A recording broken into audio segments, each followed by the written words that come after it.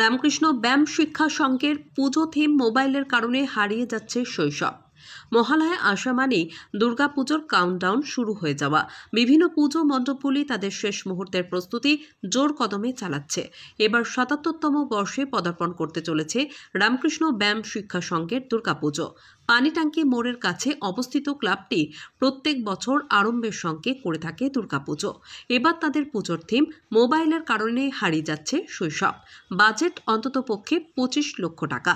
জোর কদমে চলছে মণ্ডপ করার কাজ। সংশ্লিষ্ট পুজো উদ্যোক্তারা জানিয়েছেন, দুর্গাপুজোর দিনগুলিতে বেশ কিছু সামাজিক কর্মসূচিও থাকছে। আশা রাখছেন তারা এবছর তাদের পুজোর থিম দর্শনার্থীদের মন জয় করবে। দাদা, কত বছর এবার আপনাদের পুজো? এবছর আমাদের পুজো ৭৭ বছর পূর্তি।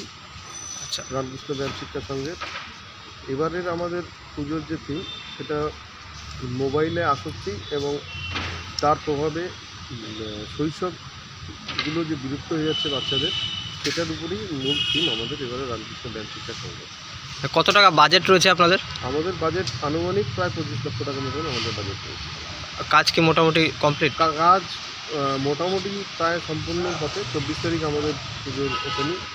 আমরা সমস্ত নগরবাসীকে আমার চ্যানেলের মাধ্যম দিয়ে অনুরোধ করব, আপনারা সকলে ২৪ তারিখে আমাদের ওপেনিং হয়ে যাচ্ছে। আপনারা সকলে এই ২৪ তারিখ থেকেই যদি আপনারা পুজো মণ্ডপে এসে দেখেন, আপনাদের ভালো লাগবে। এবং যা প্রাকৃতিক দুর্যোগ চলছে, সেই দুর্যোগের কথা চিন্তা করেই আমরা এবারের পুজোটাকে ২৪ তারিখে ওপেনিং করে দিচ্ছি জনসাধারণের জন্য, যাতে তারা খুব সুস্থ স্বাভাবিকভাবে পুজো প্রতিমা দর্শন করতে পারে। আর কি কিছু কর্মসূচি থাকছে আপনাদের পুজোর? আমাদের কর্মসূচি তো প্রতি বছরই থাকে। যেরকম আমাদের কিছু কর্মসূচি রয়েছে, হচ্ছে বস্ত্র বিতরণ, তারপরে হচ্ছে প্রসাদ বিতরণ, ঠিক আছে, এসব এবং সাংস্কৃতিক কিছু অনুষ্ঠান থাকবে আমাদের মণ্ডপে। এগুলো আমাদের প্রতি বছরই থাকে। আপনাদের থিমটা আরেকবার বলুন। আমাদের এবছরের থিমটা হচ্ছে যে শৈশব হারিয়ে যাচ্ছে, সেটা মোবাইলের কারণে এবং শিশুদের উপরে যে প্রভাব, এবং এটার জন্য আমরা এই থিমটা রেখেছি যে কারণে যে সামাজিক পরিকাঠামোতে যে শিশুদের যে জ্ঞানের প্রয়োজন, আপনারা মণ্ডপের ভিতরে গেলে দেখতে পাবেন যে গাছ রয়েছে এবং সেই গাছের পাতাগুলোকে আমরা বইয়ের পাতা হিসেবে এখানে রেখেছি। যেটা হচ্ছে গাছের পাতাগুলো হ্যাঁ, বইয়ের পাতাগুলো কিসের? বইয়ের পাতাগুলোকে যেরকম পাঠ্যপুস্তকের যে পঞ্চম শ্রেণী, ষষ্ঠ শ্রেণী, সপ্তম শ্রেণীর যে পাঠ্যপুস্তকগুলো আছে, তার পাতাগুলো রয়েছে। আচ্ছা, গাছের পাতার জায়গায় বইয়ের পাতা হিসেবে আমরা ব্যবহার করছি। মানে এটার কারণটা কি? বিলুপ্তি প্রায়, যেহেতু গাছের পাতা যেরকম অক্সিজেন দিয়ে মানুষকে বাঁচিয়ে রাখে, সেরকমই বই হচ্ছে মানুষকে জ্ঞানের অক্সিজেন।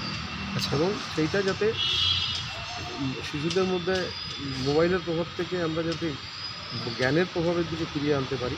এবং আপনারা দেখবেন যে এখানে দুর্গা ওষুধ থেকে, সেটা হচ্ছে দুর্গা এখানে বই পড়াচ্ছেন বাচ্চাদেরকে, এবং সেখানে দেখবেন একটি দুষ্টু বাচ্চাকে কান ধরে দাঁড় করে, সেটা ওষুধ হিসেবে আমরা এখানে দেখিয়েছি, যাতে যেসব বাচ্চারা দুষ্টুমি করছে তাদেরকে যাতে মূল স্রোতে ফিরিয়ে আনা যায় পড়াশোনার মাধ্যমে। সেটাই আমরা আমাদের মণ্ডপে।